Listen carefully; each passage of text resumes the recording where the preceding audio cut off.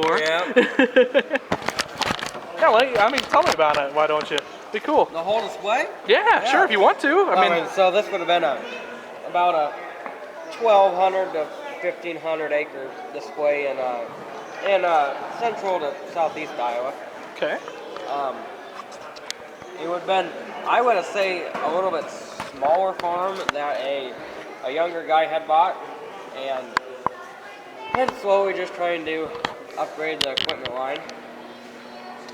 But yeah.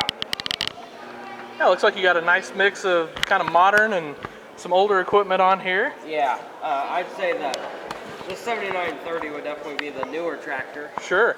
And they run a 4840 when they do hay in the summertime, and a 4320, along with the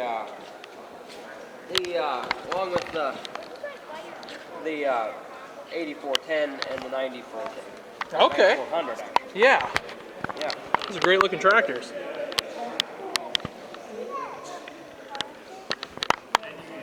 And right now they've got the combine and washing the combine off for the year.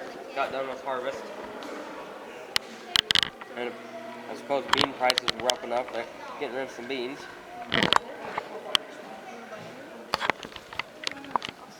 Well, that's very well done. I just try to do little details like tires on the fence post here and deer skull on the fence post. I was just seeing that. I'll see if I can get a good picture of that. That's great. That's the little things that make a difference right there. Yep.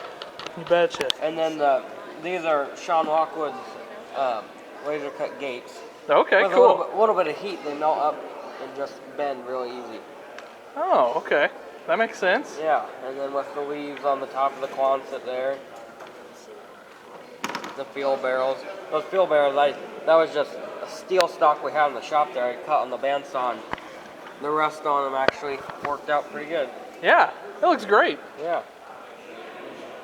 Then all the attachments for all the chore tractors and whatnot. Then if you want, I can take the Quonset off there and see what's in there. Sure, I'd love to see what's in there if you don't mind. Oh, very nice. So big, 1150 grain cart and the 16-row corn planter, along with some of the hay equipment they use in the summer. Very cool. Yeah. Very cool. Yeah, thanks for showing me the display. I appreciate it. It's a great looking display.